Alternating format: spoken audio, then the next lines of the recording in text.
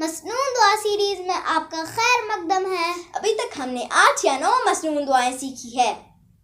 امید ہے کہ آپ نے وہ ساری مسنون دعائیں سنی بھی ہوں گی اور یاد بھی کی ہوں گی۔ لیکن اگر آپ نے ابھی تک ان میں سے کوئی مسنون دعا نہیں سنی ہے تو ہمارے پیج کو فالو کیجئے یا ہماری چینل کو سبسکرائب کیجئے اور پچھلی ساری دعائیں سنیے بھی اور یاد بھی کیجئے۔ آج کی اس ویڈیو میں ہم چھینکنے کے بعد کی دعا اور اس کا جواب سیکھیں گے۔ جب بھی کسی کو چھینک آئے تو اسے الحمدللہ پڑھ کر اللہ کا شکر ادا کرنا چاہیے، اور جو مسلمان چھینکنے والے کا الحمدللہ سنے اسے جواب میں یرحمک اللہ پڑھنا چاہیے، یعنی اللہ آپ پر رحم کرے۔ اور چھینکنے والا کیا کہے؟ یہدیکم اللہ ویصلح بالکم، یعنی اللہ آپ کو ہدایت پر رکھیں اور آپ کا حال سنوار دیں۔